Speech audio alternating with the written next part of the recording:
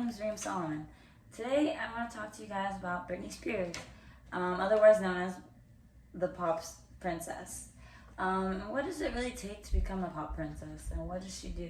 She is an actor, she's a singer, she is an icon. But today we're not going to be talking about all the great things about what she is and what she does, but we're going to be talking about the sacrifices that she's made to become that and to continue to be living like that. And you can see she's, since 1998 when she was 16 years old, she has been a star. She's been in magazines, she's been everywhere, she's worldwide. And because of that, that causes a lot of mental drain on a child, on someone that's 16, 17, 18 years old. Putting that type of strain on a child will lead to mental breakdowns. And when around 2005 is when she was starting to have kids, and now she has 2 kids, and in 2007 is when she really hit her break, and that's when she was losing custody of her kids. Her husband and her were breaking up.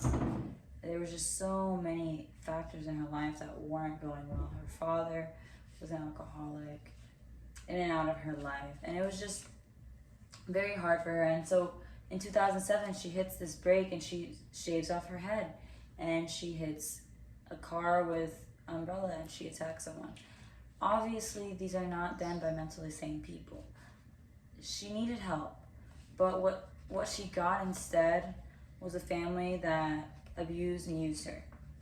And I say this because they put her into conservatorship. Conservatorship basically means that person that's in charge of your conservatorship is in charge of you. Completely, fully, medically, anything physically, anything you do, it is controlled by them. And you can have a financial one or an estate one, and you can have one of the being. And when they did that in 2008, they did one for the entire being, her being completely.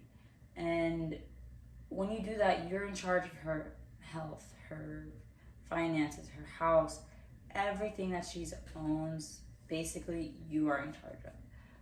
And her father did not do what a father should do. And so let's get into that. So first off, mentally, the mental abuse that was acted on her is insane. There was days where she was drugged with lithium and she was expected to perform, and she was put on the stage to perform.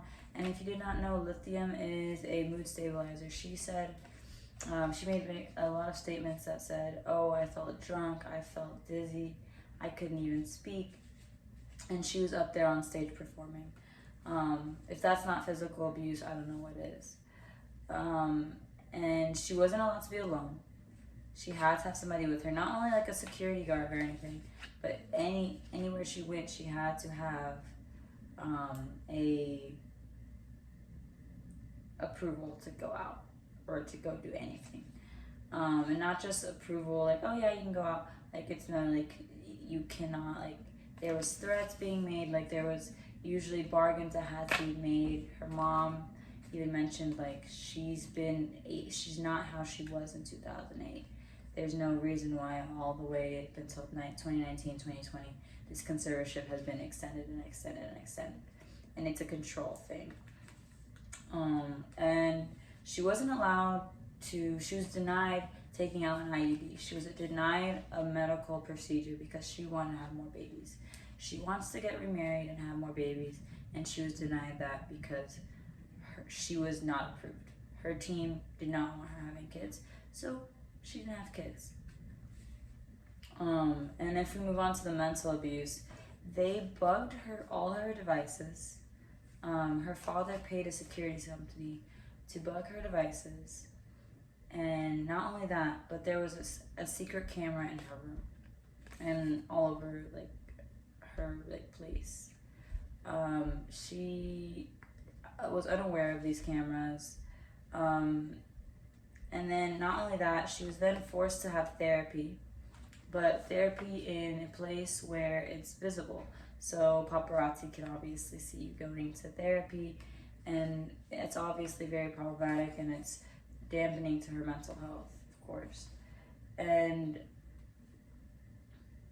in 2019, when she first spoke up about the Free Brittney movement, about her conservatorship and how it's wrong and how it's abusive, she was put into a mental health facility, and that mental facility is $60,000 a month.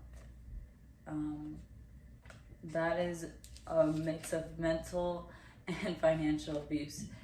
And then when you move on to the financial abuse, this is really where her father, Jamie, takes the cake here. He was paying for his entire life bills, everything that he used. He was using her financials, her estate.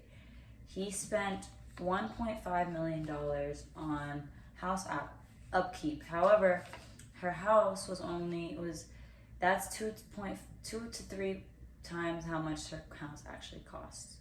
Her house was about $500,000 to $1 million, and about $178,000 of that went to her brother-in-law, as well as another $9,000 that just was deposited into that business account.